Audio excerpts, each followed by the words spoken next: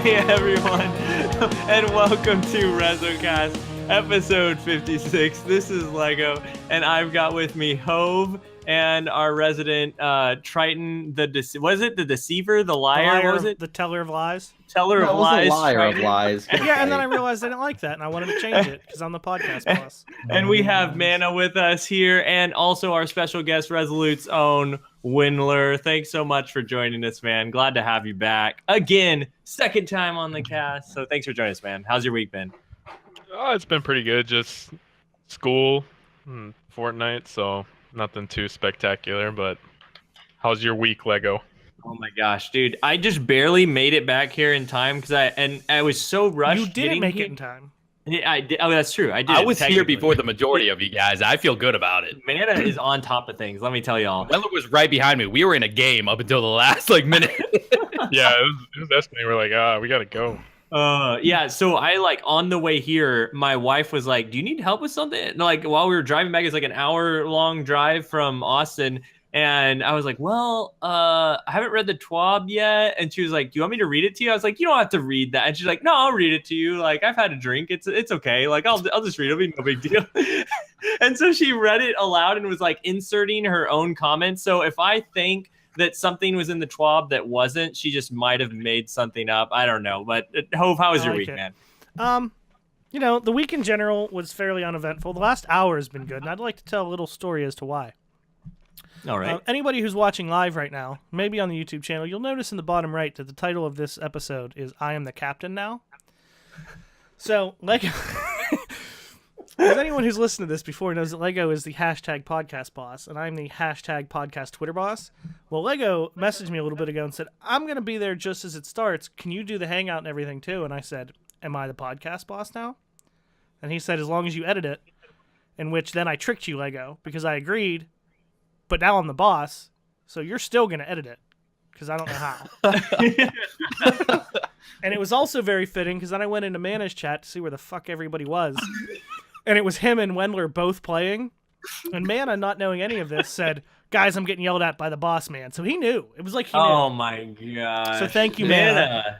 I heard it. Something was telling me. Mm-hmm. Yeah, something was just telling me, it's like, boss man. I gotta call him boss man. He's going to be yelling at me. Mm-hmm. The best part is Hobie picked up when we said boss man. He's like, who, me? No. No. I am also Hobie's boss man, if you'd like to know. But yeah, so my last hour has been really good. I've been promoted. I just made your day. I just thought out of the kindness of my heart I would make your day. Well, I'm the captain now, Triton. Well, I really don't want to follow that. No. I'm just telling you I'm the captain. I didn't say you could talk yet. I'm the captain. You're telling me the captain? You've been telling me that for the last 15 minutes I've been in this chat. Good. Terrible. Well, You may speak. my week has not been nearly as eventful as Hove's last hour. If only that could be something that I could achieve in an entire week, because that would just be truly amazing. But what I did do is I did have some life-changing news in 44 seconds as the podcast was coming on, delivered by Oprah Winfrey. So that Lego is going to put that in the podcast description, so everyone's life can be changed. Wait, someone delivered Oprah Winfrey to you? No, it was, remember, that 44 seconds thing that we do? Oh, nice. Okay. Wasn't that a song? It sounded like you said I got delivered Oprah Winfrey. I was just Yeah, like, I No, so I too. got. I was like, whoa, that is good. Okay. Well, Mana, how was your week? a copious amounts of Fortnite, pretty much. Like I've been pretty addicted to that. I've been getting better, and it's my new PUBG, pretty much. Nice. No. So, You still have to PUBG. I mean, I will. Okay. It's just Fortnite is really addictive. Okay, so I got a question for you guys. Did any of y'all get to play or watch any of the Prestige raid? I did not, but I do want to point out, since none of us have even said the word yet, that I did play Destiny this week. I just didn't have a chance to do the raid with my work schedule yesterday and everything. Did I Gotcha. play Destiny at all? I don't think I jumped into Destiny. Yes, you did. You Since played Sunday. lots of Destiny. You were on a Destiny copious podcast. amounts. So much Destiny. I know everything about Destiny, and I play it 24, not 7 though, like 24/3. to There make it more is believable.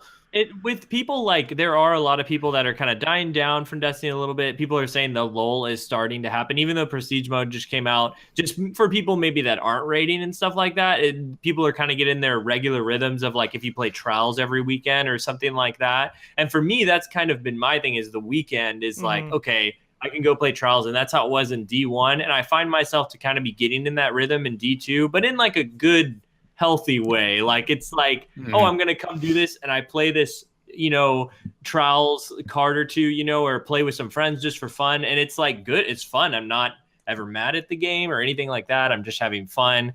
How are you guys feeling with the way you're settling into Destiny 2 right now? It was like, well, I guess over like last week, I didn't actually play a lot of trials like I normally do because normally when I say I just play a lot of like I was actually just balls to walls in Iron Banner. I was actually enjoying Iron Banner. I did play a lot of Iron Banner this week. I didn't find a lot of lag in Iron Banner. Like surprisingly, I didn't find like I don't know. I was enjoying myself. I was trying different weapons, different loadouts. I actually just realized in Destiny Item Manager on the actual like app, there's bottom right corner. There's like a little icon you can click. It just randomizes your entire character.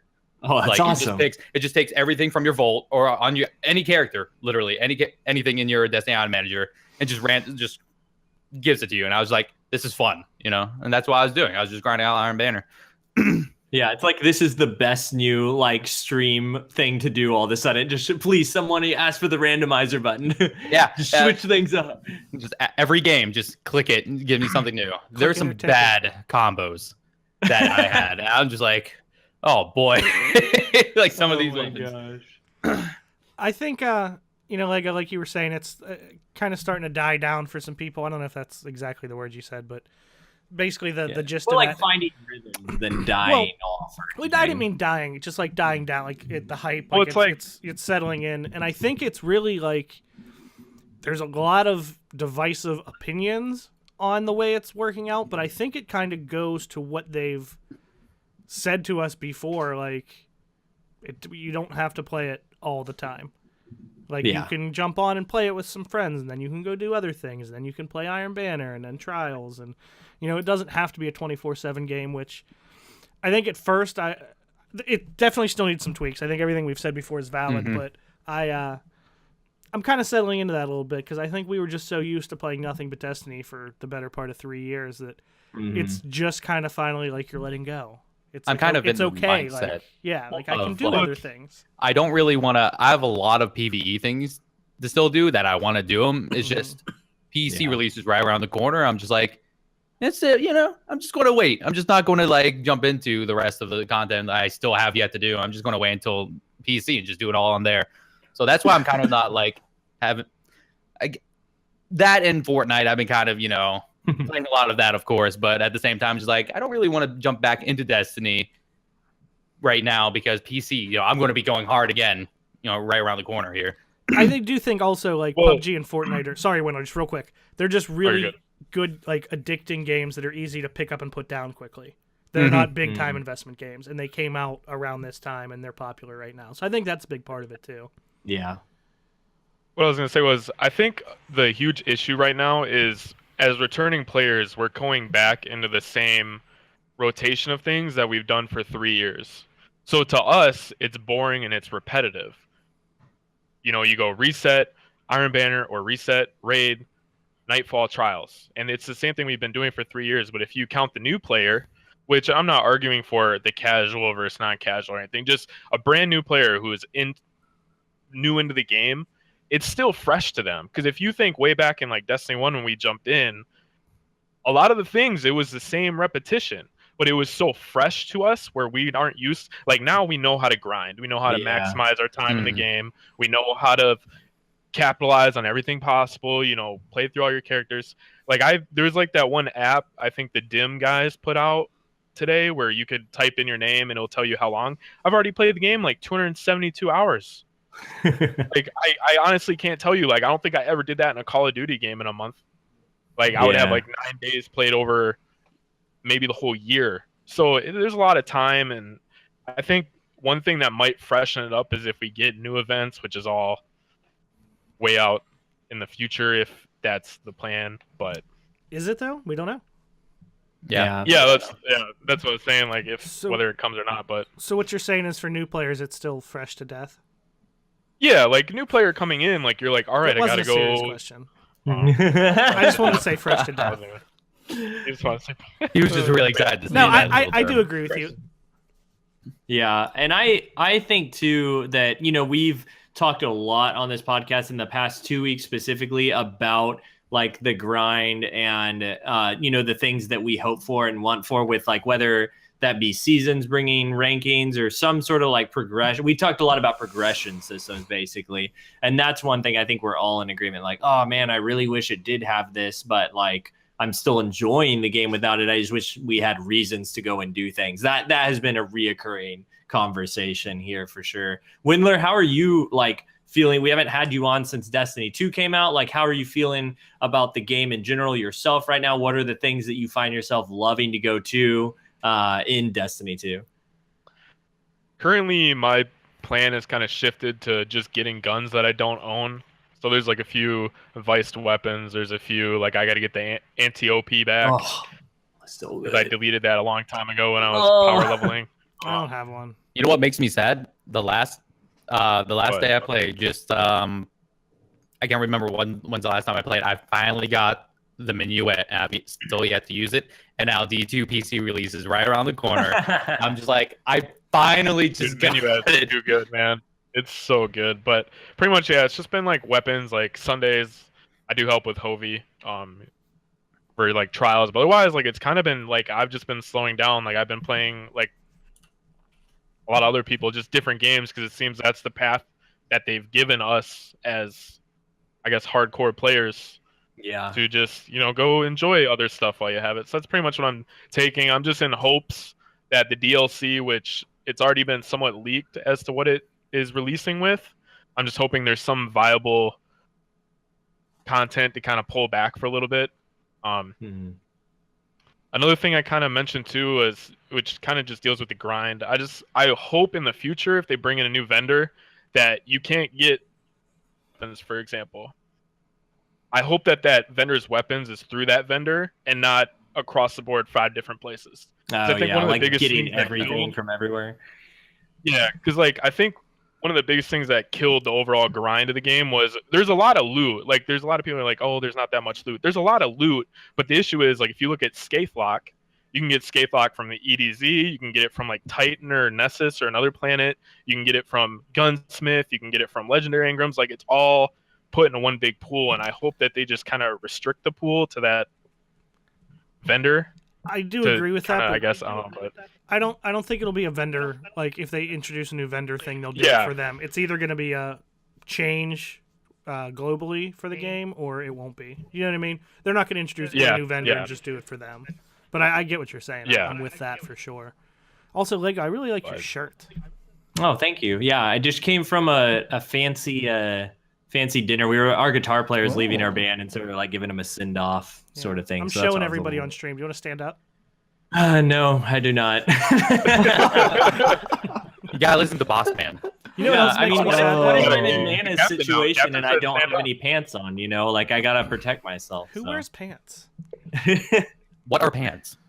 So Captain said stand up.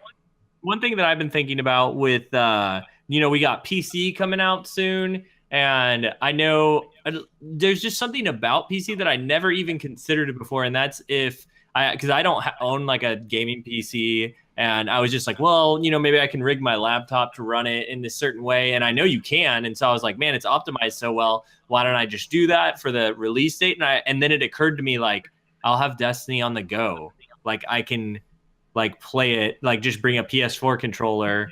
And I can just wherever if our band's touring and we're in a bus or something like that, I can just have it. I mean, well, not in a bus. I don't have Wi-Fi, but when you're traveling, you'll be able to have it with you on the go. And I was like, oh, that never even occurred to me how easy it's going to be to like take Destiny 2 with you. Because I always, we talk about PC in terms of unlimited frame rates and 4K and like the best situation you could possibly have. But in a worse situation, it could be really portable. So I don't know. I just thought that was pretty awesome. You're so smart.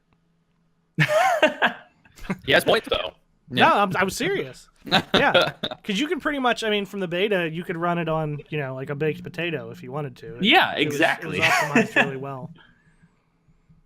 Yeah. It's actually surprising in the beta, like raising and lowering the settings. Like, I don't know if you guys remember when I went from like high to low. Maybe it's just because of the beta, but I didn't really nothing Popped big out that much. changed. Yeah. Yeah. Huh. Like I don't know. It was like I wonder if that helps like with the PC performance a lot, but like visually it's not really that much of a change. I don't know, it was crazy. Yeah, I wonder what streamers in particular will end up settling on their like scale of how good the graphics are for running it on their computer and stuff like that.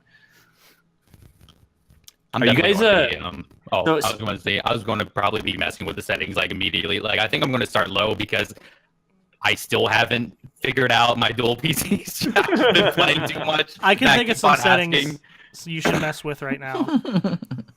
Oh my gosh. Well, no, I meant his voice is crackly thingy. Yeah, it is.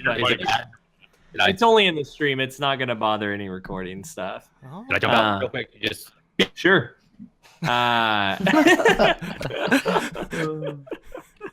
Peace out. Yeah, you're the cat. You're the captain. No, I made you the captain again. Okay, just for right now. Recaptained. Yeah. Captain, so, my captain. Are you guys excited about the PC? I know. Yes. Mana and Hove for sure are going to be hitting it hard. Wendler, are you going to be getting it on PC as well too? I do not have a PC. I'm nowhere close to a PC fund at the moment, so I'm just going to be owning up to it on console. What everyone leaves me. I'm going to hit it real hard. So tell me, do y'all have any like plans for like? Are you just gonna like be grinding the PC for so ever long? Like, what will bring you actually back to play on the console? I mean, definitely just friends. Just friends. Yeah, I was about to say that. Friends and like Wendler. But in all seriousness, I think the one thing that I do want to do on PC that'll be interesting to me is kind of play it from a more, I guess, casual perspective, because I don't play PC that much. Kind of run through it like someone who maybe only plays for an hour, 2 hours a day. Like, I'm not going to sit down and grind my first character out for 12 hours, like I did on the release of the console, and just see it's pretty hardcore. What is? What? Like the release schedule for PC, like it's pretty, like you have PC released, and then the very next week is raid trials, and then the week after that is prestige. Not even so much that, even just the like story in level 20. Like when I get home from work the day it comes out, I'm gonna sit down and play it a little bit, go play something else, whatever. Just kind of see how the progression goes with that, and how it feels getting to, Endgame and the grind and everything, and just kind of see what that's like. Unless it's as good as it might be, and then I'll probably just play it forever. And ever. Just forever and nonstop. Maybe take a half-an-hour break, jump into PUBG, get back into Destiny, just forever and ever. Yeah, I feel like ever since PUBG hit the shelves, like nothing really keeps hope for that long. It's so fun. Well, it's a good time, especially when you see yourself improving. Yeah. So, the one thing people brought up, just real quick, do it. A lot of people are just questioning if the PC will have an updated build compared to the consoles, because usually with PC and console games, PC build is usually the first out because it takes a while for console updates to go through. So a lot of people are kind of, at least that I've seen, are anticipating some type of update to the PC portion on release, and then maybe we'll see a console release sometime in November for a patch. But kind of interesting to think about too. Maybe, especially since Blizzard is like taking the wheel. So I don't know. Well, it's actually a cool concept to think of. I thought that was really interesting too, Wendler. I heard a lot of theories about, maybe they're not making console changes, like major changes to anything yet. We heard complaints about Mida at first a whole bunch, and now it's like high caliber rounds and all this other stuff in PvP. Like maybe what Bungie isn't making specific changes to some of those things yet because they're waiting for it to come out on PC, because they don't want the PC crowd to like not, be going through the same changes that the console is. And I'm really curious to see how all that pans out as well. What do you guys think about that? I think it just makes sense, honestly. That probably is going to happen. Like Wendler was saying, like most games that are on PC versus console, like or yeah, both at the same time, PC does come out first with the patches and stuff, like quicker even. Yeah. Like if you look at Warframe got the huge Plains expansion. That's on PC. The console patch isn't scheduled to release till like sometime in November. They haven't given an ETA. Oh, but, I mean, really? that's, It's not even out yet yeah. for console? Yeah, it's not yet because they're still trying to get the frames right in certain aspects. But I mean, even to push like PC, they can immediately just patches there. But for console, they have to send it through to Sony and I Microsoft, would and say they that's gotta the big approve thing. it. One extra Oh, layer yeah. of approvals and testing is the big Yeah. thing. It's the same thing with like phone updates. So Yeah. Yeah, So I'm that's curious like how that the- will all go down. I'm just excited. I'm just excited. I'm gonna go through and do the things I didn't do yet on console. Like I think I might play like I normally play open world games and actually finish each planet, like all the adventures. Mhm. Yeah, adventures. Get all the Yeah. secret. What are they called? The crap. I can't remember what they're called. that, Lost sectors, The gold Yeah, chests Lost and Sectors. stuff? Yeah. region Pretty much chests. everything. Yeah, pretty much everything. I'm just going to go through every planet and just as I'm doing the story. So I'm excited to do that actually. That's awesome. Well, we've come to the part in the story of D1 or D2 for consoles where we've hit the prestige mode. I got to watch some of it. I was traveling actually and was watching it on like a bus ride back from a gig. And watching, Dado like get the lead for a little bit and then watch Slayer Age get the lead for a little bit and just the battle back and forth between those two and then Redeem one eventually. And just seeing all of that go down, man, prestige mode looks like crazy, like amount of difficult. Like I know I have friends who have done it now, since then, I guess because they kind of know what to expect, but some of it looked like I was watching it and was like, I don't know if I want to do this. Like, especially for just an emblem, it's kind of the only real differentiating factor because you can get the shader from the very beginning of the whole thing. You don't even get it at the end. There is armor. Okay. That adds different armor? shimmer to it. Yeah, there is prestige mode armor. It's got like a different kind of shimmer to it, like the Trials armor, but Swag armor. Mhm. yeah, I mean, in terms of worth of me wanting like to jump into a prestige raid for armor, like it's because if I'm not mistaken, if you get tokens from the prestige raid and turn them in, it's still normal loot from the turn in at the rep, Yeah, it's right? different, right? Oh, Yeah. okay. So I don't feel like there's any drive at all there for me personally to go, I want to do a prestige raid. I mean, even like if you look at Destiny 1, like a lot of the prestige raids, like there was the weapons and the armor on top, and you had, ornaments at the end of Rise of Iron, which may come in a later time due to how late those were pushed out. But anyway, besides the point. But there's just no drive for me personally to want to do a prestige raid at all. I mean, I don't think there's any, at least for me, any drive to do it over again. Not that I've done it once yet, but like to keep doing it. But I would really like to do it just to say I did it and to see what it's like. Yes. I think the thing that almost kind of surprised me and that I'm happy about, you mentioned Dado going for world's first and everything, was the fact that, like you look back at other like hard modes and challenge modes specifically, when those came out and it was supposed to be, they talked about how hard it was going to be and everything. And then Dado kind of, this is probably going to sound a little bit more harsh, kind of shit on the challenge modes and said like, these aren't challenging. What's going on? I know what you mean. Yeah. And now this time, they were like, oh, it's not going to be that much different. Remember, we talked about that. Yes. Blob, and I even saw Dado tweet out, like, the Prestige raid was really hard. I'm happy about that. And I was like... So, yeah, between that... I never understand where they're going. Well, it's like... I mean, some of the mechanics... Can we talk about the mechanics, or is that spoilers? Nope. No, we can talk about. think we can talk about it. Yeah. Don't spoil it for me. It's like some of it, like in the gardens, there's 2 extra dogs now that you're responsible for. And then I think the gauntlet, when you all are teleported in, there's 1 less node that spawns in instead of 4. It's 3. I was told. I don't know if that's like fully true or not. And then the Callus fight, every time someone calls out a Scion to kill, whoever kills that Scion gets teleported in. And like I Yeah. think that's a different dynamic just because it forces constant communication versus a lot of things that were in Destiny 1 raids where it was just, hey, stand here, shoot this boss. You're damage locked, you have to shoot this boss. Like I think that's where Dado and them go for.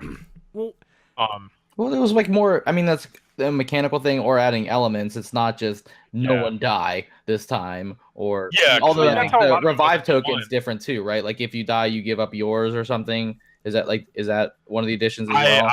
I haven't noticed anything with the revive token. Okay, Well. but I mean, like it's Sure. better than having a challenge be don't die, do this in one less phase or something like that. That's not really that creative. I Yeah. mean, these things are at least we're all a little bit more creative. Is there anything with the normal ads? Are there like more of them and you get swarmed more or something like that? In the Baz, there were. I'm not The sure Baz. about any other encounters, but I know in the Baz, I was like, oh my gosh, this is like overwhelming, like what they're having to deal with. Oh, really? Oh, the thing in the baths was if you if you don't one phase the crystals, one of the 4 corners you start on light up and you have to all stand on it. Otherwise you get wiped, I think, or something, or you get a debuff.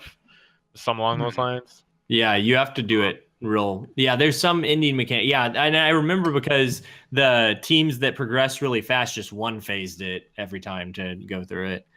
Yeah. The thing I think is funny, and this kind of just goes back to the raid in general, but I thought about this the other day. You know, in Destiny in general, whether it be raid bosses, strike bosses, whatever, one of the big complaints, and especially early on, has been that every boss is just in one way or another just a bullet sponge. Even if it's do a mechanic, put damage on them. And now they come out with a raid that only has one boss, and it's all mechanics. And everybody's like, I want more boss fights. What? It is. Like, it is funny. It really doesn't become any different because, I mean, you look at Oryx. You could just take the Oryx encounter. You could take Oryx out of there as a boss and run that same encounter and just have something else happen when you blow up the bombs. Do you know what I mean? Having a boss doesn't make the encounter different. You know? It's weird, you know, like the gauntlet. There could just be a guy standing there and every time you get so many charges it hurts him. And then people will be like, "Oh, there's a boss." No, it's really the same encounter. You just put a guy up there. Yeah. You know? So I thought that was really funny that like there was such a cry to get rid of bosses that are bullet sponges and that you just shoot, and then they got rid of all that stuff, and everyone's like, "Where are all the bosses?" I don't understand the complaints because if you just look at the history of just gaming itself, almost every single boss in every single game is just pretty much one big bullet sponge, and everyone always has fun anyway. Yeah, and you go on the forums, it's just I don't know. I think it's a lot of people that haven't really experienced what a legitimate raid is in an MMO either. Like, I think they just go in assuming, oh yeah, it should just be I kill this guy, and then the very next thing I go over here and I kill that guy. When really, like a lot of the raids, at least in my experience, like there's like puzzles, and then I would there's say, to be usually fair, one though, big guy banding. Destiny raids aren't really real MMO raids either. No, They can't be. It's a different type of game. Right. But that was something I just thought was funny. But I do think, from like my background of like MMO experience, like that the Leviathan is probably one of the best raids. I mean, at least in my opinion, that they've made to date.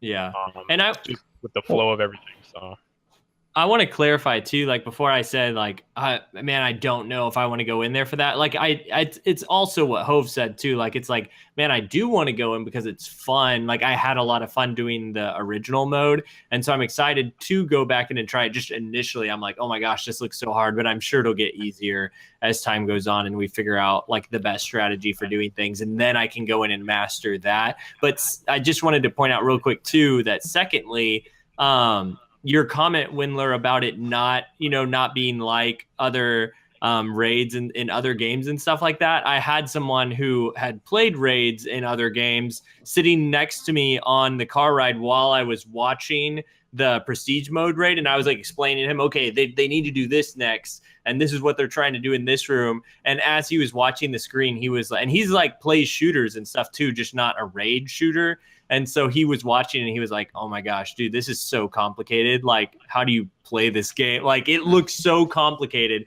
to someone who is not used to playing a shooter with a raid in it, you know? Mm. It kind of goes back. It made me think of, and I hate to call this out, but, you know, there was the thing in the TWAB a couple weeks ago where, you know, Deej put out that thing about, the real end game, or however he put it, is the friendships you build, the fire teams, and all that. And we Yeah. kind of talked about that, and I'm not, gonna hate on that. I'm not one of the people like freaking out about that. But when you apply that to something like we were just talking about, the prestige raid versus the normal raid, after we do it once and you say you did it and blah blah blah blah blah, for I'd say the vast majority of people, even those of us, we're in probably the top 10% or whatever of people who play.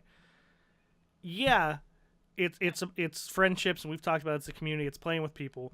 But if you have two encounters that are basically the same thing, one's just way harder, and they give you the exact same thing at the end, why are you going to do the harder one over and over again? Yeah. At least basically, the armor's a little different, and that's about it. That's the gist I've got from I tweeted out a couple days ago when I heard that it was actually complete already. I'm like, so what do people think? And everyone's just like, it's just a harder version of the normal one. You get meh stuff. Everyone was just like meh. I was just like, it's supposed to just be a harder version, but right. Like I said, if it's basically the same thing and you're not getting anything different, I can play with those same friends, have that same fun somewhere else, not have to be as crazy try hard about it and get the same things. It just not even somewhat. I'm just comparing normal raid versus prestige raid.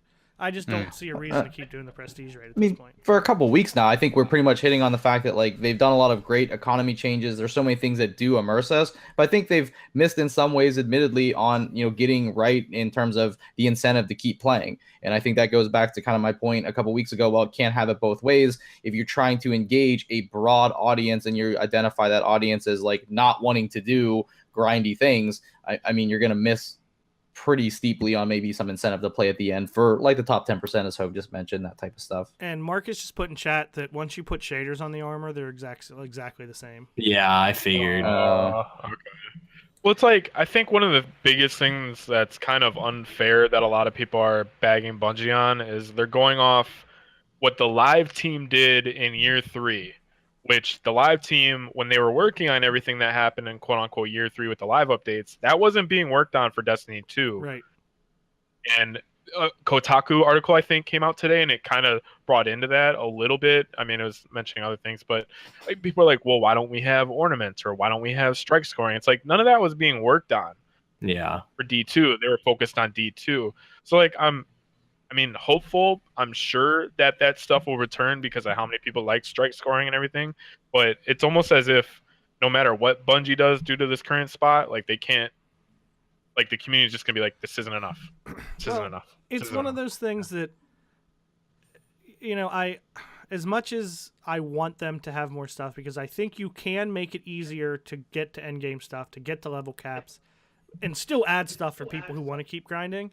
I do see really, really strongly where they're coming from, that, it was a big deal to them that such a small amount of people completed the raid, for instance, in Destiny 1. And I get that. You're spending, your life making this game. It's your job, it's your passion, and you do this, and more than half the people that play it, which is still a small percentage of the world, isn't doing the greatest thing you worked on. So yeah, it's pretty crazy. I get, while it may not be ideal for us, and it may not be ideal for a lot of the vocal people who are on Twitter and everything, and I'm not completely happy about it. I'm not saying it just excuses, the flaws that we found in the game. But, they're very happy that, hey, all these people are hitting the level cap. All these people are hitting the light or power cap or whatever it's called now, and they're trying to get people in the raid. That's their goal right off the bat. And I get that. I mean, they want people to experience the things they worked on. That's the reason they're doing it. One other thing about that, Hovind, kind of bringing it back to the prestige mode raid, being that it's something that, that is harder, and Data was even like, yeah, this is actually hard, is one of the first things that he tweeted out, and which was surprising coming from the guy who was like, oh yeah, they didn't really do much in these other prestige or challenge or whatever. And so I was like, wow, it must be hard. But I'm like, good. I'm glad that they have something hard for those people that want to go out there and do that hard thing. And so I'm not really speaking to the progression of getting things and stuff like that. I'm just glad that there's something more difficult for those who want a bigger challenge, Well, yeah, no, I definitely agree with that. But then you also got to look at it. That kind of makes the prestige mode the PvE equivalent of the competitive playlist, right? hey, we're gonna put this Oh. harder thing in that doesn't actually give you anything and Yeah. reason to play. Yeah, I'm Yeah. definitely still on the same page as yes, D2 still has that problem as far as like going back, like reasons to do the things. But the things are there though to do. Oh, Like I like absolutely, doing yeah. them. Yeah.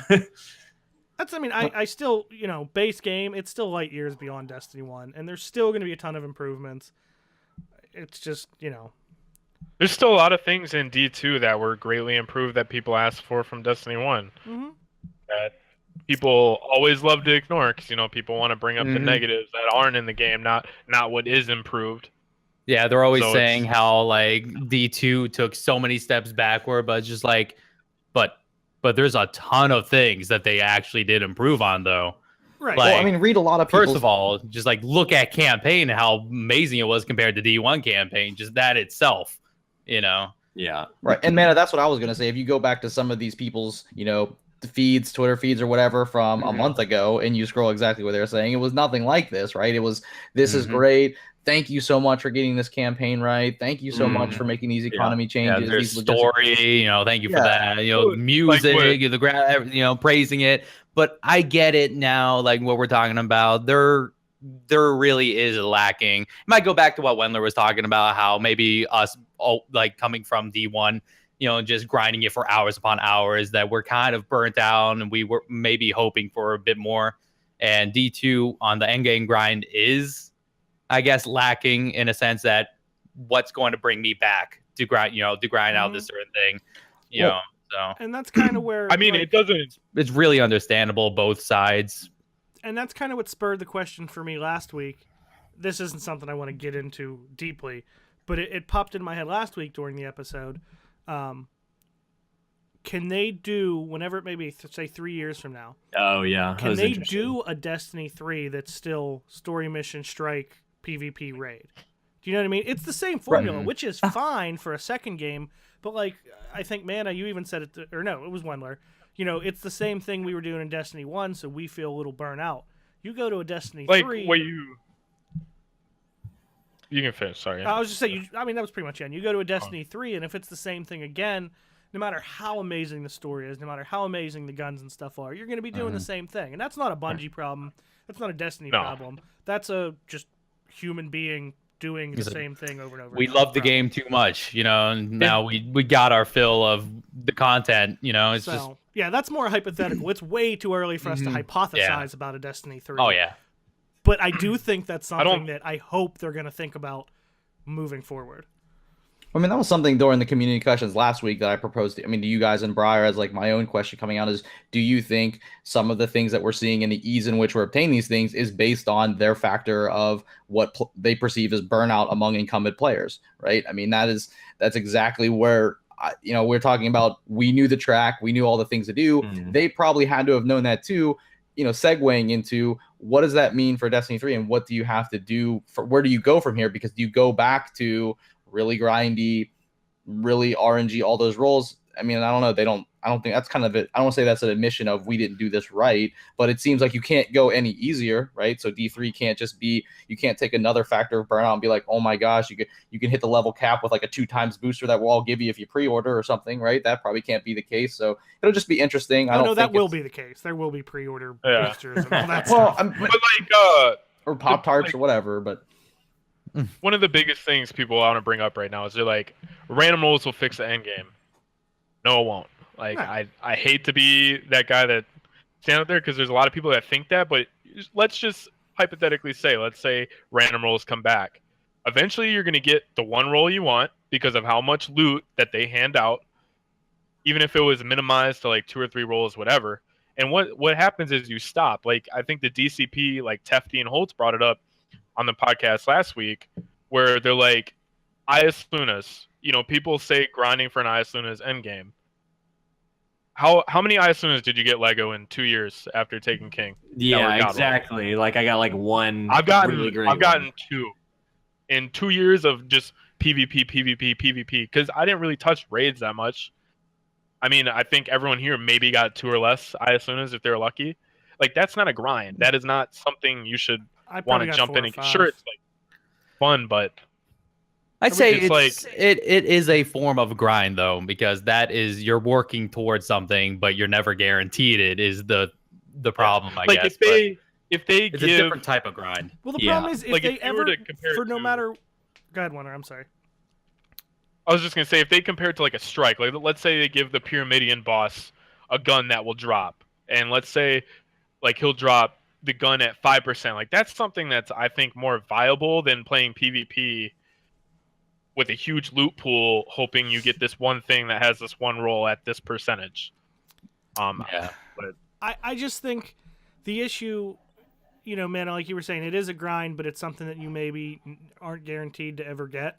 Mm-hmm. I think the only issue becomes, and there's a very fine line that they would have to do, or any game developer would have to do, if you do put something that, no matter how hard the grind is, no matter how long the grind is, if there is a definitive point, do this, you get this, you're going to have a part of the community that does it immediately, no matter what it is. Mm-hmm. And then they're going to get burnt out, and they're not going to have Right. anything. That's always going to happen. You know, it could be IS Luna, get 50,000 kills with the IS Luna. You're going to have some people that are going to sit down and play nothing but PvP with an IS Luna until they get 50,000 kills, and it'll be 3 weeks. And then, do you know what I mean? It's a fine line. You don't want the people who never are able to get it because it isn't guaranteed, but anytime you put a definitive endpoint on a grind, people are going to hit it. Yeah, I think that's why like Hope a is always balance is always really nice. Whenever there's a balance of something to grind for that, there's a spot you're going to hit it, and then there's like a random chance you will get it. Some of that happened in D1, but not really, and one game that comes to mind that I feel like does it really well, because people talk about COD a lot in the grind for different weapon skins or weapon mods and stuff like that in that game.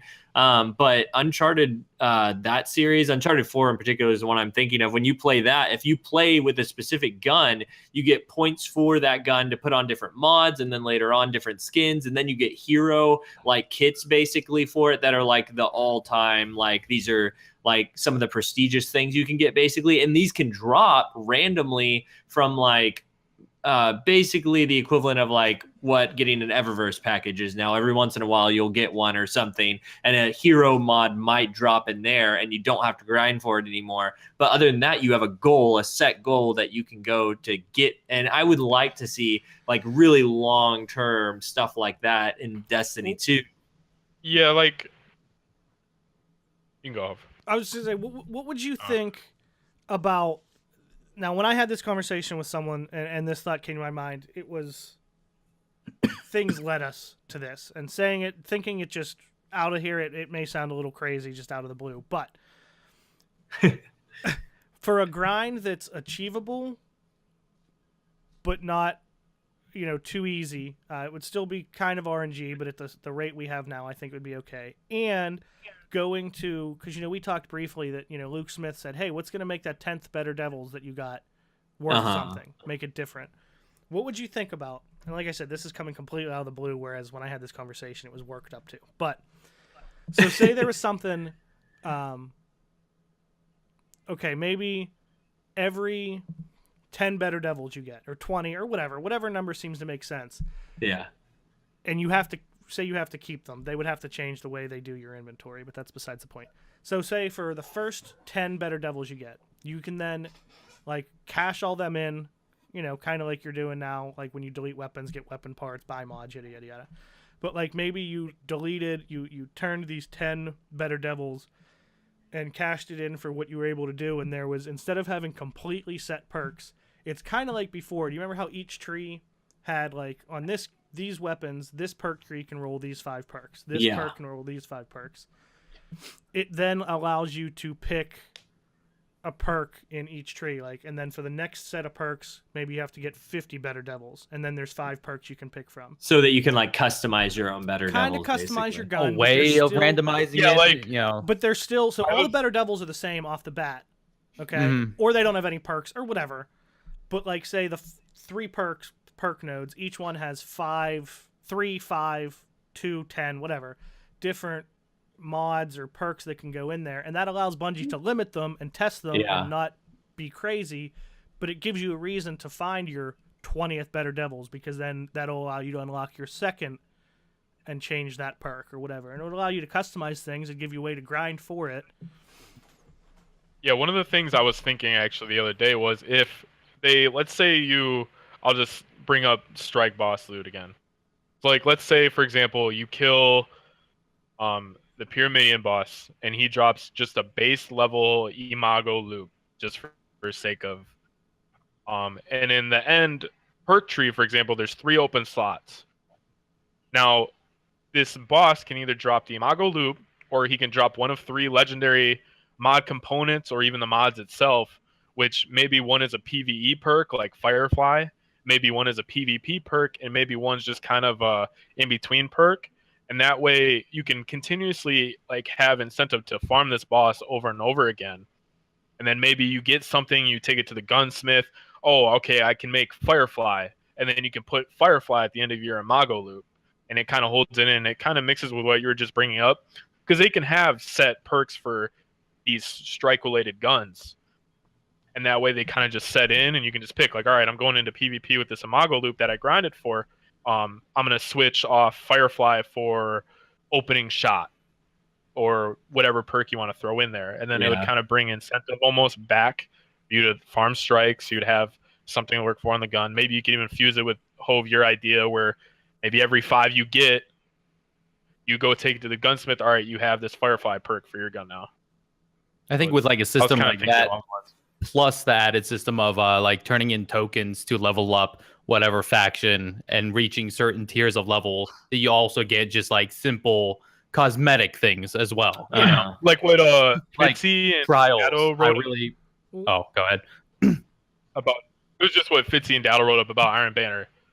Just like, you know, ranks 25 to 50, and there's just a bunch of like cosmetic or aura or Yeah, it's Well, just. I mean, Mhm. cosmetics, I related feel stuff, like just they can do anything because they're cosmetic. If they just added more, I wouldn't care how they did it. Yeah, I just feel like they need more Yeah. cosmetics, something cooler, like the little effect that goes above your head. More of those, you know, just Well, like go and crazy. ships and ships. sparrows and stuff like Mhm. that. Like there's just a very limited amount of like sparrows from Eververse, and there's no ships or shaders for New Monarchy. I actually said this on stream just while playing Iron Banner. I was talking about how there's not really a lot of different shapes for ships. They kind of just like take this what's there, maybe put like some different things on it. Even the exotic ones. Yeah. Like they Yeah, have a really nice like little like glow on it and stuff. Like maybe some things like shimmer. Other than that, there's only like might be less than 10 different types of ships, I think, in the game.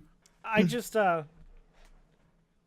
think the one thing, sorry, just going back as Wendler with your thing, because they were kind of similar, but I think the only problem, and I don't think they would want to do, is allow it to be changed at will. Because I think that's just kind of going back to what they had or maybe before. you commit, maybe you need 2 Imago loops, and then you commit one roll to one roll to another. That's what I was saying, like with kind of putting the two together, like if the Better Devils has 3 perk slots, we'll just pick numbers. 5 Better Devils lets you change the first perk slot, 10 for the second perk slot, 15 for the third. So if you could say you like the first 2, you could just wait till you get 15, change the third perk slot. But if you did 5 and you changed the first perk slot, you couldn't do any other changes till you got 5 again for that one, or 10 for the next one, and that would allow you to keep grinding to change your weapons. And for me, like all of these ideas are great. Like anything that helps you grind towards something is awesome for the game. The one thing for me, like even if it just kept the system that it had, and when you like get so many of these guns or whatever, you got a certain shader that you could use for that gun, even if the gun was the same, and you just like there were things to aim for to do in the game. That's like, oh, I like doing this. I'm going to get this thing to show that I'm the best at doing this, you know, and there's just not that much of that in the game, I feel like right now, other than like there are emblems that count how many Trials games you've played or just stuff like that. What do you think about that though, Lego? Like as far as like to give the guns a little bit of variety without making it too just random like it was. I've heard some arguments against like changing up the guns too much, and I can't remember all the specifics about them, but the problem to me doesn't seem as much as like we don't have enough guns in the game, because I feel like there's still guns that I'm randomly getting that I'm like, oh, I didn't even know this was in the game. Cool, I got this second Amalon hand cannon that looks exactly like the other one, but it's called something different. It's more like and it had a different perk too. The only thing is like there's not stuff that drops from specific things, or there's not like it. To me, it's more like grindy type things, and this would be great. I think that's fine. My big problem is about the progression, not necessarily about the guns themselves or having, I'm sure the mod system could use, like Winnie was saying, like using mods for stuff to do this. Like, that'd be great too. I guess my thought behind it was more just a way to add a grind. It wasn't so much that weapons are bad, just a way to add a grind, to give people something that does make a difference. Right. It's not so much that I think all the guns need to have all these different things, but it was just kind of like, what can we grind for? But it's like that system, we can't make it broken to the point where you can just keep on redoing that perk tree, though, with like however many you're getting. I feel like if you had that, there'd just be like, you're allowed to change that one like set of perks only like once. And then that's that. Well, that's why I'm saying you had to start over. If you want to redo it, then you have to grab another. Exactly. Get a whole bunch of them. If you get the 5 for the first perk slot, you dismantle them to change it, and then you would have to get 5 again. Because I also had a thought back in this was back in D1 where they got rid of the re-rolling your perks like back in the day. I was thinking like maybe have it super expensive, so you have to get some sort of like legendary or like a lot of glimmer or something. I forget the whole system I was thinking of back then, but like you're able to re-roll at a high price, but then you're stuck with what you got. And if you don't like it, then you're going to have to trash that gun and then start over again to make it to where people aren't just rolling over and over and over again, getting what they want immediately. It's like have it high risk, high reward with, whatever you're trying to get, And when we do all these suggestions, because I think the premise of this and in our discussions over the last couple of weeks is always around that Bungie's keeping the casual player in mind. A lot of these are just like tweaks over things that like we could have had in Destiny 1 maybe, or variations. A lot of these things, and I'm sure 100 times more, Bungie kicked around when they did these things. I just don't understand which casual players are being turned off by strike-specific loot or something like that. Exactly. Because the raid's very accessible, the Nightfall's very accessible, powering up to the level cap's very accessible. Everything they do gives us a path too. So like if you knew you could do this strike and it had just like the preview gear, if I do the Peridium this many times, which players say, I don't want to do that 5 times, I'm done with the whole game? Because everything that you have, like right now, we're at 40% Nightfall. I just finished a Prestige Nightfall over the weekend, so I have to get 8% doing a Prestige. There's like an 18% for doing the raid. So obviously casual players are experiencing everything. I think these small tweaks that mattered to people in Destiny 1, and the argument that like this would turn the community toxic, is ranked playlists aside, but these types of elements that it would turn is definitely bunked, because we had some of those things in Destiny 1 and the community is always lauded. So there's no way that you can say that doing these things would have turned off those players. I mean, casual players are going to come in, do what they want to do, and they're going to move on. I think and they may have already done that, right? These are the types of things that they could have still kept doing. You could have put that in a preview. Here's what you can get. I sit next to a casual player that plays with me here. He would never quit if it was like, you know what? The rolls on this one hand cannon just not doing it for me, so I'm done. The whole game. I'm done. I don't want to completely excuse any of the things, but I do think one of the things, and we brought it up a little bit ago, is that the Destiny 2 development started right around the time of the Taken King-ish, and then the live team took over Destiny 1. So you had 2 different teams working on things. So if Destiny... But I'm not talking about regression from the end stage of Destiny 3, just the premise. Right, I know, but I'm just saying, like, as far as, like, when did strike-specific loot start? It was like the April update, right? Update. Yeah. So that's what I'm saying. Like, so the very base core of the game was probably already designed and done before anybody even came up with strike specifically. Well, what Triton's bringing up is it's the same thing when the whole faction rally issue came up with it being locked at 30. Like give it someone, like you have 2 people, like let's say you have me and you, and let's say I have more time to just endlessly grind factions for these armor pieces, and it locks at 30. And one of the biggest things I brought up was like it should be unlocked. Like it doesn't take away from you that I can put more time in. And I'm get just this saying, armor. I don't think they took things that those things aren't in there because they thought they were going to be bad for a casual player. I'm just thinking they're not in there But I mean, that's a very specific thing, it's Home. just, I mean, it's just there's people that when they argue like why isn't this in the game, they're like, oh well, that hurts me as a player. It's like I never got mad at Slayers because he spent a week farming for an Imago loop from a boss I didn't even want to touch, like what Triton when you were bringing up. Like I can't think of anyone. And it's the same argument when people were like, why do we lock factions? Well, if we lock factions so that it's easier for the casual player because the casual player will never hit 30. It's like it doesn't matter. Like with Iron Banner, when I found out it was unlocked, like I was happy, regardless of how the loot dropped. I mean, I think most of the token system is fine, give or take for some adjustments for the deeper side of the token system. Like I think it's just very simple right now, which is why it's kind of an issue. But like the fact I could jump in Iron Banner, play endlessly if I really wanted to, and still level it up and have a chance at stuff, like I was happy with that because it was time I was putting in. I mean, But there's a lot of people even. I'm sorry, Wendler, I don't mean to cut you off.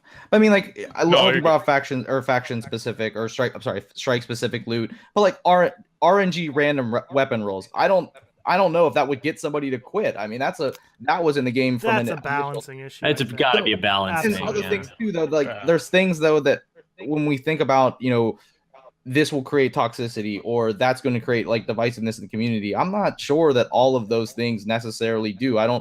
I just don't know a lot of casual players who are so turned off by some of those things that and when I say we, I mean like as a generalization that is kind of always put under, oh, that's for the casuals. I don't know how properly vetted that is, but I don't know very many casuals who would quit for that reason. I think that's just my bigger point. Like a lot of those things aren't make or break. People will still get to experience it. If random weapon rolls or strike specific loot or some of those things that would have been maybe grinding for us, if those get casuals to quit, well, your casuals are going to quit at some point anyways. I mean, I don't know. I mean, I would think they do lifespan studies on like membership churn, player churn, those types of things. If you're going to quit at 10 hours and you quit at 9 instead, I don't really think it's a big deal. But if you, Hove, quit at 200 hours as opposed to 500, I think that's a pretty big deal. Yeah, no, I agree, and that's kind of what we've been saying, that they've done a lot of things for the casual. It doesn't mean they can't leave in things for someone who wants to keep playing, so I'm with you. Unless Lego shoots me down, I'm going to try to be the captain here for a second and say this is going to be an ongoing topic probably for weeks, so I agree. We should probably move on. I agree. I feel like such an adult. You're just like leading the way, man. I might just have to retire and the podcast. No. I had one good idea. I'm spent. So I did want to just for 1 second, because we don't have too much else going on. We already kind of hit on the PC stuff a little bit that was in the TWAB and the prestige mode. I'd like to hear from you guys how your week in Iron Banner went, because for me, like I had a lot of fun playing it solo or with friends. I know like on Twitter and stuff, I was seeing a lot of like, oh my gosh, don't do Iron Banner solo, it's terrible. But every game that I had, it was really fun. Like it went down to the wire. It was really close. Sure, my blueberries were terrible sometimes, but like I had fun playing myself, and whether it was like a 1v3 sometimes or, whatever it was, I had fun for the most part. Every time I played, I loved getting the shaders. There were 2 different shaders that you could get, which was nice to have like more stuff like that. So I wasn't really as concerned for the armor as I was I just wanted some of the weapons that I heard about. Like I didn't get the fusion rifle, which I really wanted, but didn't happen. And that's fine. Like I got an auto rifle and I got the pulse rifle, and those seem to be pretty cool. I haven't gotten a chance to try them out that much, but I really enjoyed Iron Banner a lot overall. Same. Like I was saying before, I was actually having a blast. I didn't play it solo, so I don't know what people were freaking out about, but I played normal Crucible solo. And honestly, as long as you don't have I keep on telling these people, if you're going to jump in solo, just don't have the mindset that you're going to demolish every game. I went in with random loadouts almost for an entire day. I was streaming Iron Banner and I was having a blast. And I didn't get all the armor sets. I'm so sad. My Warlock got the bone on armor RNG, man. I didn't get the helmet or the shoulder. I didn't get any shoulders, I don't think, either, which made me real sad. But I think I got the majority of the weapons. I don't think I got the hand cannon and the sidearm. Other than that, I think I got everything else that was in the loot pool. So is that going to make you play it again next time? Keep getting the armor? Yeah, I want to pimp my guy out. Yeah, exactly. It's actually frustrating. I said this a little bit the last time, and Briar Rabbit kind of had a comeback to what I was saying, how you get random weapons in your drops, like in your packages, like weapons that aren't Iron Banner specific, and it was really frustrating. Yeah, but then he said, depending on what they're planning to do with the seasons and whatnot, what they're doing, maybe they just don't want you to be fully decked out in every single Iron Banner gear like week 1. I'm just like, maybe, I guess. Maybe. We don't know what their plans are still, so I don't know. But for the most part, I had fun. I had a lot of fun. Cool. I liked it. I mean, I played solo probably half the time that I played Iron Banner, and I get any opinions we have on, hey, I did or didn't like solo, and I didn't see this and I did see this. It's all anecdotal stuff. We can't really prove either way, but for sure. My thing, like, and this isn't to say that solo versus team matching, the matchmaking in general, isn't an issue or that everything's fine, but just one of the things, like, keep in mind, if it's all blueberries, you also can't expect them to just stick around you. You know where they're at, too. You can stick with them. Not that that's going to make everything perfect. They may be terrible, but still team shots. Stick with people. But I've just never been one to even really look at the matchmaking when I'm going in. I don't look to see, oh, it's me versus a team of 4. Like, I just play. Same. Like, I win or I lose. And, that gets pointed out to me more when I am playing in a team or with 2, and they're going, oh, man, look, it's us versus a team of 4. Oh, look, we're playing these 4 blueberries, and there's 4 of us. Ha-ha. But, like, I've lost to 4 blueberries. I've won against a full team as one of 4 blueberries. Like, yeah, I get it. It makes it more difficult, but it's not the end of the world. I just want to say, before you say anything, I just want to say I used to be one of those guys that used to rage tweet a lot about Iron Banner in D1. I loathed Iron Banner in D1, and I've had a ton of fun this time around. I kind of noticed it. I'm just like, what happened? Just wait till next month when it's Supremacy. Did I like Oh, don't ruin this. I swear, the moment's over. Moment's over. One with Hove. I loved Iron Banner. I mean, I think that's been the consensus for all of us guys. So I guess I agree with everybody so far. And I was kind of the same. I actually found more success either going with only one other person or myself sometimes. And I think it was, as to Hove's point, I just ended up sticking with the blueberries. I found in teams of 4, like sometimes it was like in control, like, oh, let's all go to A. Oh, wait, we're already halfway to B, and then you're not really going anywhere, and you're getting triple capped. I actually found more success running around. I'll just follow this one blue B, or hey, I guess he'll go to B hopefully with me, and that type of stuff. And it was pretty cool. I got the entire Hunter armor set, which is what I wanted. Tried to get in there with the Warlock, kept getting only boots though, so that didn't work out on the Warlock. But I had a blast. I don't know, maybe just the way that it played out with control more or something, but I didn't have a lot of bad connections. I really enjoyed it. I played with a ton of friends. I think the only thing is I never end up getting back to end up playing with Hover. I think I only played with Lego. I don't think I got to play with Mana. So I didn't get to play with everybody I wanted to, which is kind of what Iron Banner is about for me, getting to play with all the friends with as many people as I can. I did get to play with a lot of people I hadn't played with in a while, and to me that's probably what's worth it the most. That's right, you dodged me. Okay, I didn't dodge like Wendler, what'd you think, Iron Banner? Sorry, I just saw some a little late. I liked it. The only thing I was missing was my helmet for my hunter. But shameless plug, made a video about how to solo queue. I know. Plugs at the end, Wendler. At the end. I know Tash has made videos on it. I know True Vanguard, and it's all the same thing. Like, if you're solo queue, it's all about the expectations when you go into solo queue. You have to understand, like Hove, as you brought up, people aren't going to, like, don't run out on your own, die, and then go, where's my team? Where are they at? They're not going to just assume they'll know. And I also, one day, because I got so sick of reading through solo queue Iron Banner is bad. Solo queue Iron Banner is bad. Solo is this. I actually went and took data where I would track, like, I solo queued for, like, I think 40 plus games.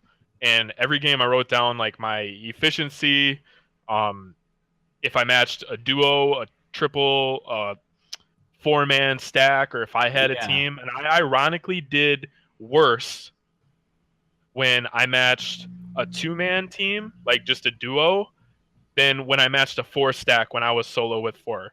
Huh. Like my KDA efficiency, all that was better versus a 4-man than a 2-man. And I think that just goes back to people just assuming. Well, keep in mind, That, like we're saying, that's completely anecdotal. Like that's you versus. Do you know what I mean? Like that doesn't. Mean Yeah, that's I gonna be, mean, like, and after I everybody, kind is what of. I'm saying.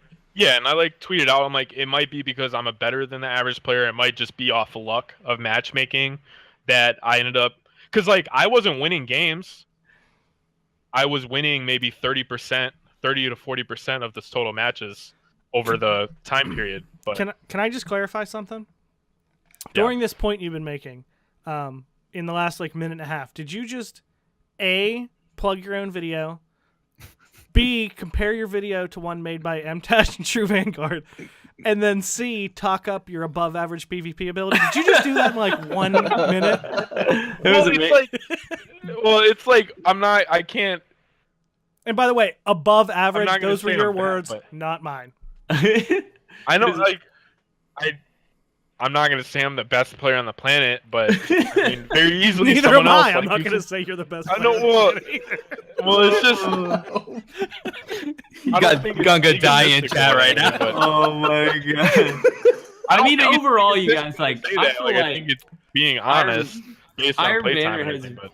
But overall, Iron Banner has been just like really good. It's cool that it's bringing back people who are sixes, like that hated it in sixes, and they're still like Mana who are loving it in fours, you know. And that really the only critique that I have come away with, it isn't like that I didn't get these armor sets or weapon sets or anything like that. Like I'm loving all like not like having something to still grind for when it comes back around. If they don't change anything, like I can still go and get those things next month, hopefully, if it comes back around. The only thing that I would say could make it better and that I kind of miss is like having a rank 5 goal that is like, hey, you get this weapon for sure, you know, like that kind of thing to like grind for would be awesome, because that was something that gave people goals that didn't want to just randomly, oh, well, let's see if I get the one thing that I want. You know, you could just look at it and be like, oh, I'm getting that thing this week. I just have to grind it to get it. And that would be nice to at least have that swapping in and out. Was that the seasonal package? I mean, you mean like character specific, right? Because the seasonal package I thought had like a couple of those. Yeah, well, the only thing it had like, you know, reach basically rank 10, turn in 10 packages to get an emblem, turn in 5 packages to get an emblem. But I wanted like the way it was in D1, you could get to rank 5 and you'd get this gun for sure with these rolls. You could buy it, you know, and I kind of miss having that around where you could get this primary, this piece of armor for sure, you know. For each class, and that's missing in D2, and I just felt that being missed. That being said, I was having so much fun with it that I didn't want to play Trials, which is like my thing. Like I love playing Trials every weekend, and I was like, I kind of don't want to play Trials. I want to keep playing Iron Banner.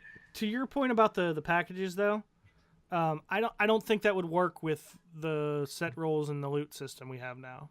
Oh, because then everyone would just have it. I mean, it works with Zur. He, you know. Well, Those are exotic. I just wanted to throw that out there. Sorry. But, mean- do you know what I mean? Like, Yeah. then by like the third Iron Banner, everybody would have all of the same weapons, no matter what.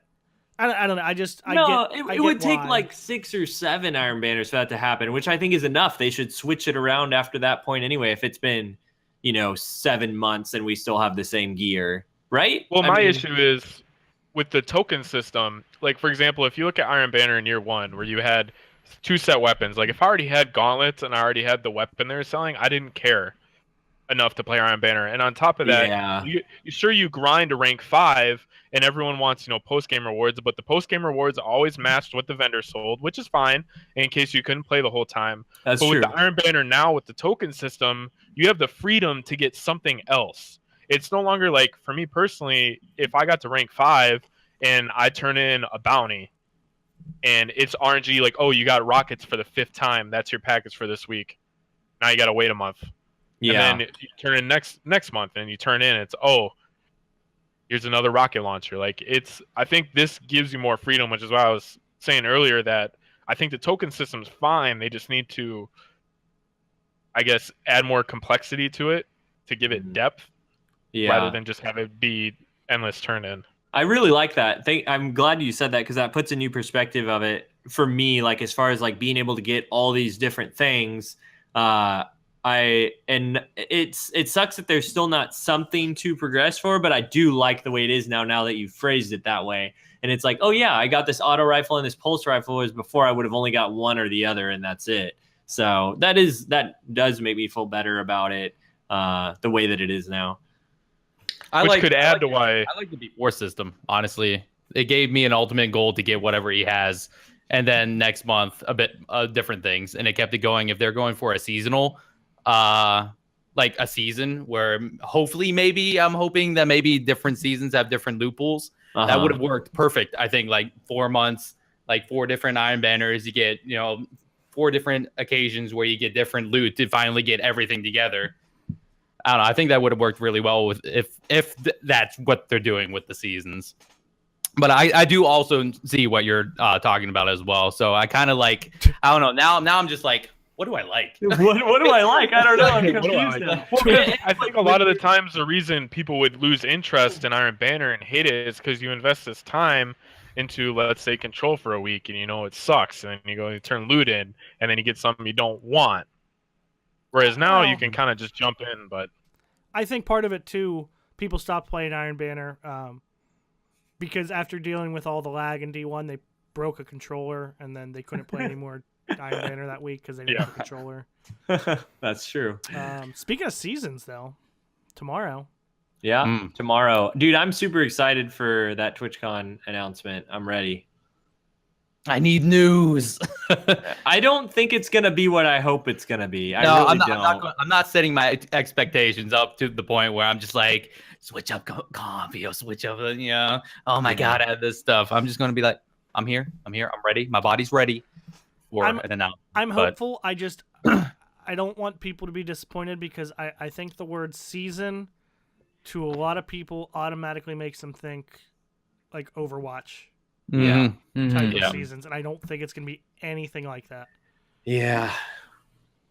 I mean, but those seasons speak specifically to like their competitive mode, right? So it probably, unless they announce that, it probably can't be. So people hear seasons. That's the only other season. And especially when the Overwatch and Destiny communities are very, not specifically the games, but like a lot of people play both. They're very intertwined communities. But they're obviously going to be changing something because they talk about, like, the questions are, what are the seasons in Destiny 2 and what will be changing between seasons. Like, there's obviously something changing, and I just, like, what could it my ultimate hope is that they just haven't released any sort of ranked thing yet because PC isn't in the race with us yet. And maybe once they will, then we're on the same page and they start like a season. But we're already in a season with the current Iron Banner. And so that just makes me think. And the clans. But then what changes, though? Like, there's got to be a change. And they say there's going to be. It might be a reach for me to say this, but I feel like they have a set direction with everything. Like, whether, like, for example, the next season 2 could be, this is our PvP season. We're changing competitive, we're moving competitive, it's now ranked, you have this to go. I mean, that might be a reach depending on where everything else has been, but that's just the idea I get from it. I would love that. Almost, same. where, like, season 2 this is ranked season. Season 3, this is PvE event. We have get the highest strike score this month. Clans post or whatever, but that's probably a reach. But that's just the idea I get from it. I don't think you'll see it. I mean, I do think, because I'm still with Ramblin', that I think you're going to see some PvP stuff come with the Osiris DLC, but I don't think you'll ever see them single out things like that so much anymore, especially with the precedent they've set with Trials and the regular raid coming out within days of each other. So there was a PvE and PvP event. Prestige raid, even though it got delayed, Prestige raid and Iron Banner coming out the same week as each other. There's a PvE and a PvP. So I don't think you would see them have a whole season that focuses on PvP and then one that focuses on PvE. Right. Maybe this season has strike scoring competitive and like some sort of like leaderboard and PvP ranked or something. But I don't think you'd see them divide them. The whole thing definitely sounds still like something new is coming, like something is getting better in the Destiny experience from season to season, because the last question posed is, how will this evolve the Destiny player experience? And it's like, obviously they're like something is growing in the game. You know, they're changing something or evolving something, the UI, something's got to grow if you're going to pose the question, evolve. Before. We've seen Do them what? oversell. We've seen them oversell things before. Yeah, for sure. But like, So, I just that wording, it has to mean something. I know. I It's feel like getting there's us such hot our water hopes right high. now. Like I feel like Deej saying that. I mean, it could just be marketing as a community manager, but after the fiasco with the TWAB, where everyone took his words and blew it up, knowing how hot water everything is, I kind of feel like there's something substantial in there, and I may be disappointed. I might be disappointed, Yeah. but I feel like the words are chosen for a reason at this point. Like I don't think they would put that there if there wasn't something substantial to come from it. I think the biggest thing that gives me hope is the fact that they're announcing this around the PC launch, because I feel like they have to have been holding something back for PC, right? Something, even if it's not coming with PC. Like PC has to update. It has to have an updated version of the game. I don't think PC would launch the same base game that we've had at launch. I feel like there's some type of I hope change they to have it. the first big patch. I hope that comes along with maybe the PC release. I don't know. think You think that's a stretch too? I don't think anything's going to come with the PC release, because they don't want to make a big patch and then not have any data on PC and then have to go redo everything. Yeah. I just mean as far as maybe some content maybe. or some way of doing things may be coming after the PC launch, like something they didn't want to release until both. I guess it's more than two platforms, but console and PC can both get it, whether it be ranked or seasons or whatever. Here's something that Wilson just said in chat. Maybe seasons is a term they use to describe them adding content. So maybe that's where maybe it's a quarterly thing where it's just like in this season we're going to get maybe an additional. I mean, there was to whatever. Maybe IO is going to blow up. Something's going to crazy going to happen on IO. Or and I don't know. Maybe. Well, because the big question is, you have the Leviathan raid, right? And it's pretty substantial on the director. And a lot of people are like, are we getting a raid come December? Which right now it doesn't seem like it. And the question I ask is, what do you add that's linear to that? That would be another raid that's substantial. That's a huge planet-eating castle ship thing. That's just there. What do you add that kind of adds to it? Are you saying what if there's a patrol space in the Leviathan or something like that? Is that what you're hinting at? Well, not just that, but it's just there's a lot of things inbound, I guess. Honestly, hope there is something update-wise, else to do with the Leviathan because, Wendler said, awesome. It is a huge It's ass just mechanical so space fish. substantial. It just doesn't make sense that they would just be like, "This is a raid," which is cool, but it's such a huge space. I feel that way about Titan too. Titan the planet, there's two quick jump to places, and then there's this whole other Solarium or whatever it's called, the Solarium's the Solarium. Yeah, it's this whole underground area that's awesome and amazing, and there's all these pathways in there, and it looks so good, but there's no quick jump to those places, and it's what I feel like there's a lot more they could add there. I mean, I don't know why all of a sudden, not criticizing that, it's just funny that we pick those. Oh, Titan and the Leviathan and everything.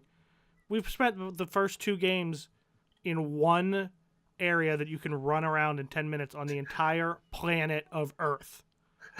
There's a lot more here we can I go guess. I guess we can go back to Earth and do just different saying, things too. Well, the thing is, supposedly the December update has the Lighthouse social space is returning, and then Mercury as a planet. There's some never-ending forest There's that supposed to people be a are social rumoring space, about what right? it is. Or not a social space. Yeah, a patrol zone. The actual the lighthouse? patrol zone. Yeah, I believe so. Yeah, they're saying the lighthouse is returning as a social space, and then there's some infinite forest which Bungie has. Well, this is all rumor, right? None of this is. No, it was. Well, I mean, unless it's changed, but it was directly leaked on the Xbox store a month ago. That's why everyone knows about it. Yeah, and then didn't they had the full DLC release. And then didn't Urk or one of them come out and say yeah, we legit. We do. They confirmed it's legit. That's real. Oh wow, I didn't know that. Yeah. Oh yeah, I didn't know it was been confirmed. It was It was a week or two after launch. It was on the Xbox store, and I had a full list. And then everyone was like,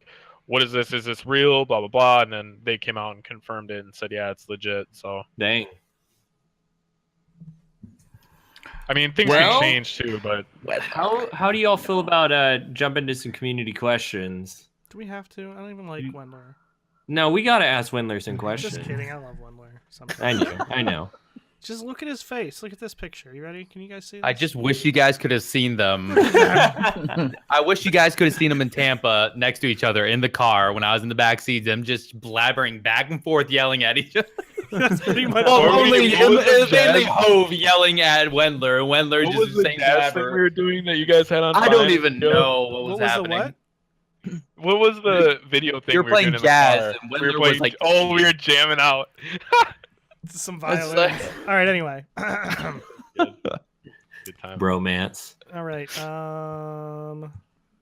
I accidentally used 2 different Twitter accounts to have a conversation with myself in this week's community question. KD. Here's a good one. We're gonna start with a good one. Asriel speaks. I'm taking. Well, we're gonna ask Wendler first, and then we're gonna all answer it. If you were to enter a Destiny 2 tournament, which Rezo members would you take? 3 plus an alt, and why? Oh man. Which Rezo member is not even Destiny? It's just Rezo, right? Rezo. I hate You this get question. 3 and an alt. I'll suck it up, Wendler. We're not. It's not actually gonna I happen. would take. No, I would take Hovey, of course. So like 2 more and then an alternate, like a bench. Yeah, 2 plus 1 is 3 plus an alt. I would take Lego because fusions are nasty, and he's a fusion god. I made Gungo the wants to list. know if you need us all to get on B. Yes. Okay. Actually, no, because only one person can cap on B now. So, but it can't happen I'll anymore. do Lego, Hovey, mana, and then my bench weapon would be. I don't know. It's tough. I'm really happy that you gave me the power to kick people this week, Lego. I'll take Hove on my bench because I need him yelling at me about B. Oh my Only god. one left out. Hove, just kick him. It's good. It's good. This is like a tough question. Like a really REZOcast. hard question. Can I say Claw Tanks Monk? Can I be a suck up? Yeah. nice. That's You good. can Not my do real that. answer. Oh Not my real answer. Not gosh. my real answer. I don't Leaders know. of Rezo. I feel like I would just play whoever I play with the most. That's who I would pick to like go on my team because I know if I enter a tournament, I'm not gonna win it anyway. I would just want to go have fun, so I would just play with the people that I play with the most. I have the best answer. What? Hovey, Mana, TV, and MTash. I would be the alt until then they all have to Oh, fucking yeah. show up because I'm bad. That's the guarantee. I wouldn't even be a bench. I would be coach. Yeah. Oh, that's do it, guys. You'd be Got more it. detrimental as the coach. Oh, I wouldn't. Let's be real. Tash wouldn't be on the team. He would be the coach. That's what he, would wants. be the coach. No, Yeah, no, that's because what he I'm putting the wants. team together and I'm telling all 4 of you, Oh, get your okay. asses out there. But I'm the we alt. gotta try. Can you imagine Tash at like the ESL just walking back and forth like, all right, guys, here we go. Here we go, guys. Just imagine. Seeing him screaming from the sidelines, like, Hovey, why'd you do that? That would He's just be sitting in the perfect. back just dancing. He's Let just like, down the booth like, and oh, get a yeah. shoddy. All right, we got 3 more people to answer this question. No, I answered mine. What I was just- yours? So I Legos play was like people the people play who with- plays with the most without No, naming people. it would probably be like Hove and No. Wilson and Marcus, maybe like the people that I are just. You know what's funny? I was about to say Lego. They have to be in Rezo, and then I remembered that They are. are. I know. Sorry, guys. Love you. washed. It'd probably be the same thing like Lego said. Probably be with my Friday boys, you know. Plus, Exactly. Yeah. I guess we're trying to suck MTash into the Friday group, but he keeps on being pulled away from us by Broman and group. We're like tug of war. We're like, no, we finally have a 4th slot. Give us MTash. But with a bench, you know, I'm just gonna say who'd be a good bench.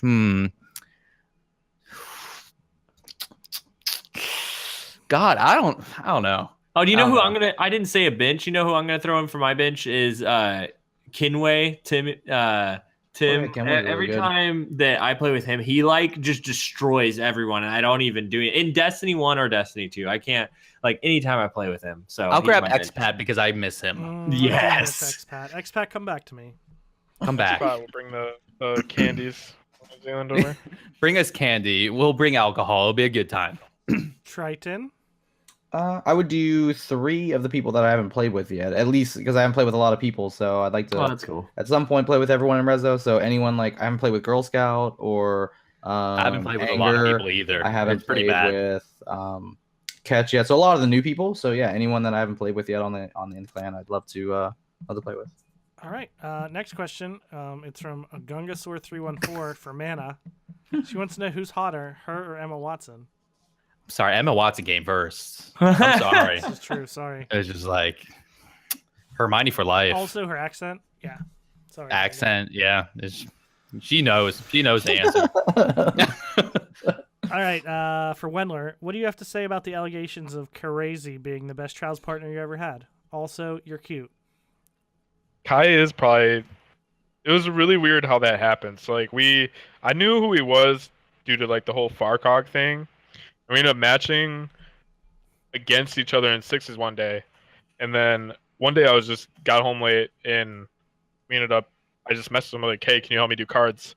And literally from that point on, it was probably one of the fewest people that you have those people you can just jump into a game with, and you just have the teamwork. God damn it! Just for those listening, Hove just brought up a picture of Wendler and just made it full screen. But it's just one of those people that I could just jump in a game and we immediately knew what each other was gonna do, and we would have easy time just getting people to the lighthouse. So That's awesome. I don't have anything bad to say about Kai. Have any of y'all? This is totally random, but you made me think of it, Wendler. Whenever you said you ran into him playing sixes and kind of like things started rolling after that. Have any of y'all ever met someone playing Rumble or sixes or something like that and started playing with them after that and realized you like clicked and played great together after that? We adopted Swords and Shields from what I think a group of us was farming on like Mars or something for resources. We ran into Swords and we kind of just adopted them. That's So there's amazing. that. I love that. That's how we is so found Swords. cool. Oh, that's awesome. Triton, has that ever happened to you? There was some guy from New York. I don't think I have my friends list now, but he sent me like one of those GGs, and then we matched again. And then after that, I think we both did like a party. He sent me a party invite. I joined, and then we played like a couple games, but never like I didn't really. Never continuing. Yeah. Does it have to be Rumble? I mean, it can be anything because for me it was normally Rumble in D1, and I haven't played with a lot of those people in D2 just because in D2 it's so easy to jump to your clan list than going to the roster, and it's been more difficult to get outside of just my clan because everybody's on now. But I had a lot of people in D1 that towards the end of it, I just met some people playing Rumble, and every once in a while I'd just be like, they just invite me to go play. I'd be like, sure, and I just clicked well with these guys, and it was just the same kind of thing with you, Triton. You just like match them so many times in a row and you're like, well, I feel like I have to play with this guy now. We've matched each other so many times. But those are always just interesting, cool experiences. I'm so glad someone from Rezo got recruited that way. And that's pretty cool. I mean, he knew other people, but that's it wasn't the reason I asked. It wasn't Rumble, but that's how I met Papa Bear. Papa Bear, yeah, that's great. Now awesome. I love him. Nice. And hate him. No, yeah, I hate him. I still love the fact that I was his number one, like whatever it was, like best friend and worst enemy on Trials. I still haven't. I'm gonna do that right now. No, there's definitely been Rumble. There's definitely been people that I've matched a few times that then we've messaged each other like, oh hey, haha, like saw you again, but never anybody that I like then played with a lot. Yeah. As Wilson pointed out in chat, this wasn't random.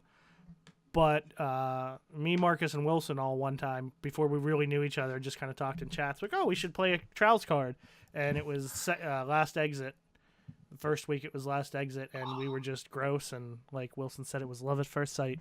And now they're also in Resolute, I think. That's what I was told. It's awesome.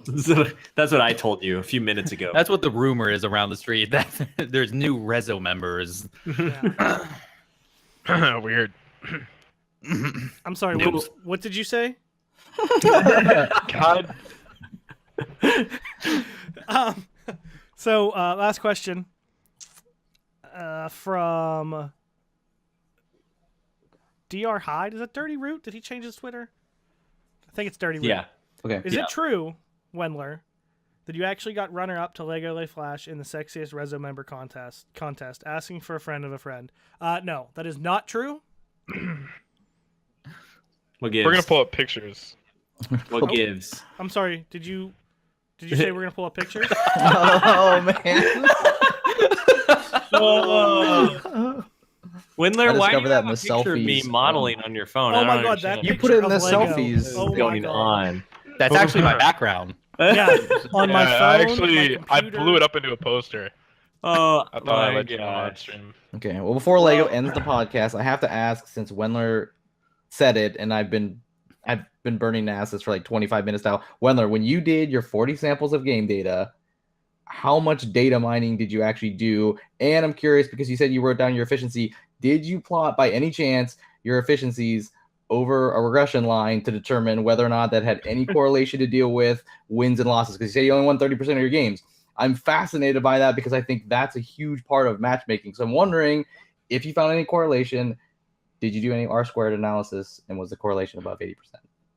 I didn't That's do any all. R squared. I pretty much I went through. Do you know what R averaged the squared data. means? Yeah, it's all econ statistics stuff that I'm doing right now.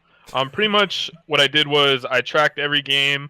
I would average the KDA out, so I averaged every time I matched a 2-man team, every time I matched a 3-man team, every time I matched a 4-man team, the KDA, the win percentage, and then I even went through and there was like a few like kind of outlier games where I had a 3-man team with me or I had a 2-man team with me.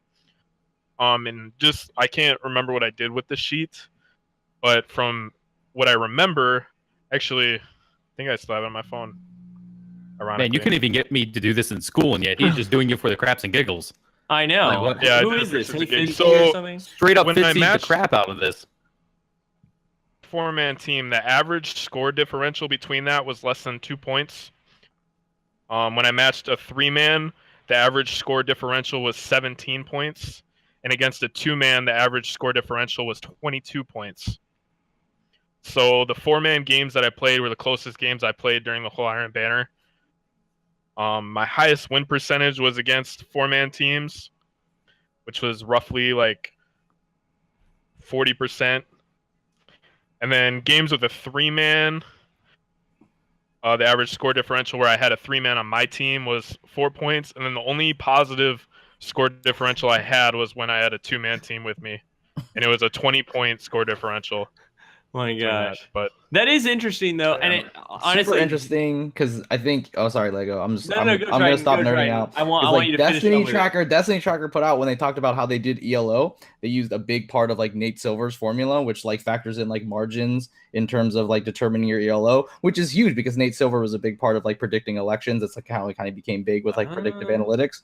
So I think that's awesome that they use it. I would love to talk to somebody about that. Also, I think that that's just a cool thing when anyone time does that kind of data mining and like margins and stuff like that, because I think that that's a big part of what how matchmaking works is now like margins. I think that is a part of it. And then I also just curious like if there's correlation between like performance over the same sample, if it's like in the same run, like performance over like win percentage as a correlation. Like if your performance goes up as you're losing because your matchmaking is dictating that although correlation causation not like the same thing, but that's definitely something that I just. So you're saying, Trent, Yeah, like you think that whenever you're playing like a bunch of Iron Banner games in a row, if you start winning a bunch, then it takes that into consideration and matches you against harder opponents, basically.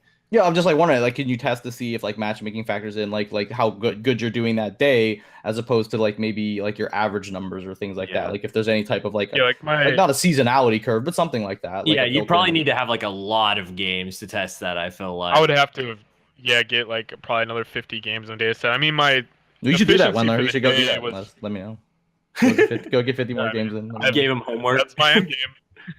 But Sorry, I mean, that was just, like, That's my end game. Very hard for me to hold back on that. I mean, nerd in all stuff. seriousness, though, I know we don't have numbers to prove it, okay. but I'm pretty sure, yeah, it does that. Isn't that kind of the gist of it? They have some hidden rating of yours in there. It and felt as that you- way in D1. I don't know about in D2.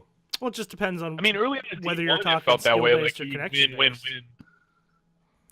What were you saying, Early Wendler? on- Just early on in D1, I always thought it felt that way, even with connection based, where you would win, and then you'd hit that one kind of quote unquote trap game that's really close, and then it would kind of just reset itself almost, depending if you won or lost. Then you would just go up the ladder again, or maybe you lose the second game and then it resets the ladder. Chaos is a ladder. Don't think. I think solo queue in Destiny 2 is more of like a 50% chance you're gonna win or lose, or depending on teammates. Like I don't think it's as uneven as people make it out to be. I think a lot of people aren't used to the 4-on-4 team-based shooting, which is why a lot of people feel uncomfortable with it. But I don't think matchmaking, at least from my experience, if you go past win percentage, is unfair. Yeah. I don't think matching a 4-man team, even though you can look at Overwatch and say Overwatch never matches with a 4-man, but I don't even think based on beta, because I did the same thing in the beta when I matched 4-mans, I always had a better percentage against a 4 stack than I ever did against a 2 or a 3 stack. So it's just, Huh. No, Well, Ho's right. I mean, there is a formula in there. It's just interesting to know like what the weightings are for those things. You don't have Yeah. to start every sentence with Hoves, right? That's just kind of. It just kind of goes without saying. Don't worry. Hope would like every sentence. Well, I mean, but that's true. But I think uncovering what the formula is, like what's weighted, is what's in the value. Yeah. Well, we could talk about matchmaking for a lot longer because that's not something we've really discussed for D2 very much, but we are getting pretty long with this episode, so I think we are going to bring it to a close. Speak for yourself, Lego. I'm always long. Well, I wanted to ask you, Hove, because you are the podcast boss now, so. Well, as podcast boss, I give you the closing duties. Okay. Well, this has been REZOcast episode 56. This is Lego, aka Legole Flash. You can find me on Twitter, Twitch, YouTube at Lego LE Flash. Hove, where can they find you? You can find me on Twitter, Twitch, YouTube. I think that's it. Hove76, HOV76. Sorry, I was looking for something and I couldn't find it. You can find it in those places. I thought you just got lost because normally you just say you can find me at all the same places, but this time you decided to list them out and you just got lost. And you're like, I don't know, social media is hard. What am I doing? Triton, what about you, Triton?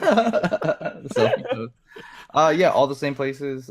Twitter, Twitch, YouTube, on Triton, please, one word, and please being PLZ. How about you, Mana? Twitch, Twitter, maybe one day I will be back on YouTube at the Manigator. It's just one big thing. Maybe one day YouTube again. How about you, Winnie? you can find me Twitch, Twitter, and YouTube, all _Wendler34. We're never putting pictures on the internet of each other.